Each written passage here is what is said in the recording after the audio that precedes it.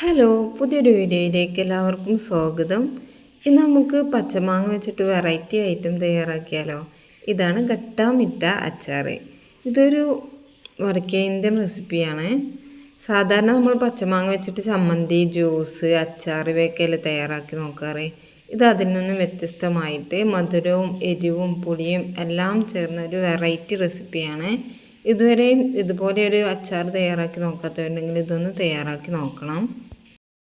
നമുക്ക് നേരെ റെസിപ്പിയിലേക്ക് പോകാം. അതിനായിട്ട് ഞാനിവിടെ 2 വലിയ പച്ചമാങ്ങയാണ് എടുത്തിട്ടുള്ളത്.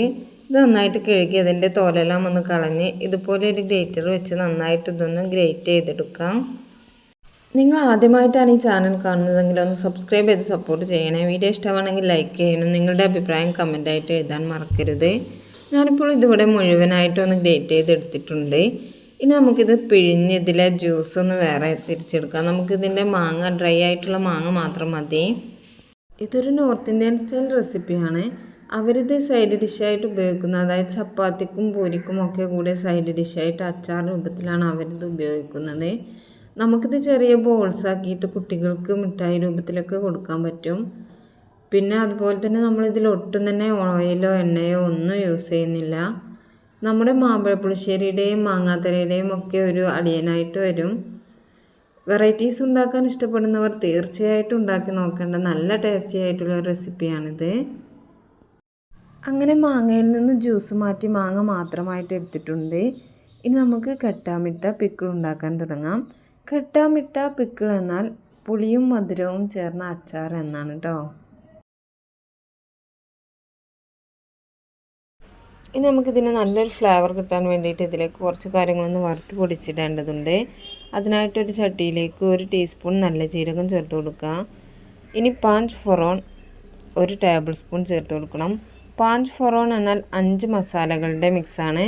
അതിൽ വരുന്നത് 1 ടീസ്പൂൺ നല്ല ജീരകം, 1 ടീസ്പൂൺ വലിയ ജീരകം, 1 ടീസ്പൂൺ ഉലുവ, 1 ടീസ്പൂൺ കടുക്, 1 ടീസ്പൂൺ കരിഞ്ജീരകം. ഇത്രയും മിക്സ് ചെയ്തതിന് ശേഷം അതിൽ നിന്ന് 1 ടേബിൾ സ്പൂണാണ് ഇതിലേക്ക് ചേർത്ത് കൊടുക്കുന്നത്. പിന്നെ അതിൻ്റെ കൂടെ തന്നെ 1 ടീസ്പൂൺ മുഴുവൻ മല്ലി, 4 ചുവന്ന മുളക്, ഇത്രയും ചേർത്ത് ഇത് നമുക്ക് ഡ്രൈ റോസ്റ്റ് ചെയ്തെടുക്കാം. ലോ ഫ്ലെയിമിൽ ഇട്ടിട്ട് 1 മിനിറ്റ് നമുക്കിത് ചെറിയ തീയിലൊന്ന് വറുത്തെടുക്കണം. ഇനി നമുക്കിത് കരിയാതെ 1 മിനിറ്റിന് താഴെയായിട്ട് നമുക്കിതൊരു ലോ ഫ്ലെയിമിൽ ഇട്ടൊന്ന് വറുത്തെടുക്കാം. ഈ പാഞ്ച് ഫൊറോൺ എന്നത് ഒരു ബംഗാളി സ്റ്റൈൽ ഡിഷുകളിലെല്ലാം അവർ ഉപയോഗിക്കുന്ന ഒരു മസാലക്കൂട്ടാണ്. ഇപ്പോൾ ഏകദേശം 1 മിനിറ്റോളം ഒന്ന് വറുത്തെടുത്തിട്ടുണ്ട്. ഇനി നമുക്ക് ഓഫ് ചെയ്തതിന് ശേഷം ഒന്ന് ചൂടാറാനായിട്ട് വെക്കാം. ഇനി ഒരു പാനിലേക്ക് 1 കപ്പ് പഞ്ചസാര ചേർത്ത് കൊടുക്കണം. പഞ്ചസാരക്ക് പകരം നിങ്ങൾക്ക് ശർക്കര വേണമെങ്കിലും ഉപയോഗിക്കാം. ഇനി ഇതൊന്ന് കാരമലൈസ് ചെയ്തെടുക്കണം. ലോ ഫ്ലെയിമിൽ ഇട്ടിട്ട് വേണം പഞ്ചസാര കാരമലൈസ് ചെയ്തെടുക്കാനായിട്ട്. ഇനി നമുക്കിതിലേക്ക് നമ്മൾ പിഴിഞ്ഞ് മാറ്റി വെച്ചിരിക്കുന്ന മാങ്ങ ചേർത്ത് കൊടുക്കാം. മാങ്ങയും പഞ്ചസാരയും നന്നായിട്ടൊന്ന് മിക്സ് ചെയ്ത് യോജിപ്പിച്ചെടുക്കണം. ഇനി ഇതൊരു മീഡിയം ഫ്ലെയിമിൽ ഇട്ടിട്ട് ഒരു 7-8 മിനിറ്റോളം നമുക്കിതൊന്ന് മാങ്ങ നന്നായിട്ടൊന്ന് വേവിച്ചെടുക്കേണ്ടതായിട്ടുണ്ട്.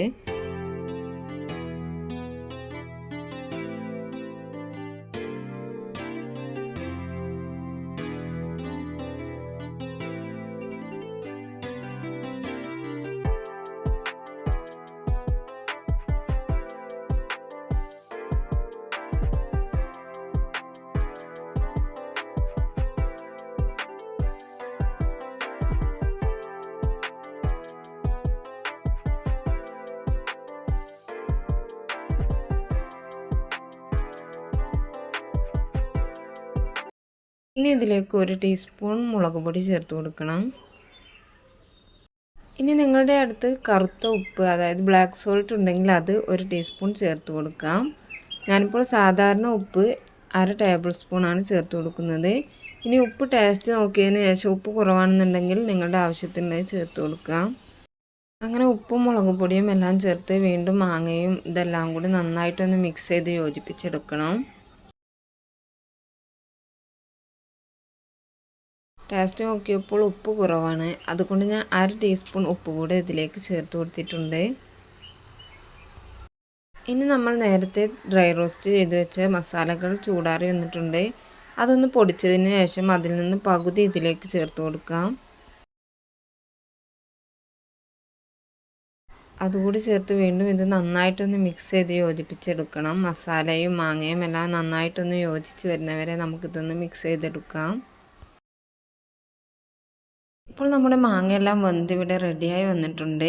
ഇനി നമ്മൾ നേരത്തെ പൊടിച്ച് വെച്ചതിൽ നിന്നും പകുതിയാണല്ലോ ചേർത്ത് കൊടുത്തത്. ആ ബാക്കി പകുതിയുള്ള പൊടി കൂടി ഇതിലേക്ക് ചേർത്ത് കൊടുക്കാം.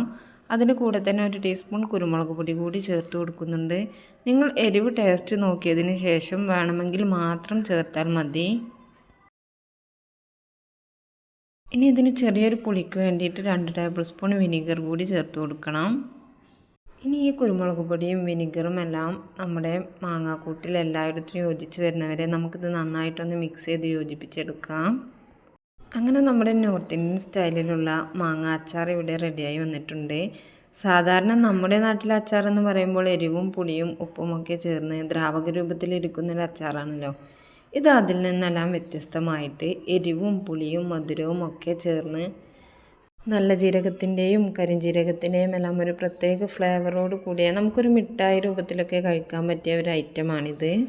ഇത് നന്നായി തണുത്തു വന്നതിന് ശേഷം നമുക്ക് ചെറിയ ഉരുളകളാക്കിയിട്ട് ഒരു ബോട്ടിലാക്കി വെച്ചാൽ കുട്ടികൾക്കൊക്കെ എടുത്ത് കഴിക്കാനൊക്കെ വളരെ നന്നായിരിക്കും. ഇത് നമുക്ക് ചോറിൻ്റെയും ചപ്പാത്തിയുടെയും എല്ലാം കൂടെ കഴിക്കാം. അതുപോലെ തന്നെ വെറുതെ കഴിക്കാനും നല്ല ടേസ്റ്റാണ്. വീഡിയോ നിങ്ങൾക്ക് ഇഷ്ടമായിട്ടുണ്ടെങ്കിൽ ലൈക്ക് ചെയ്യണം. ഇനി മറ്റൊരു അടിപൊളി വീഡിയോയുമായി വീണ്ടും കാണാം. Thanks for watching.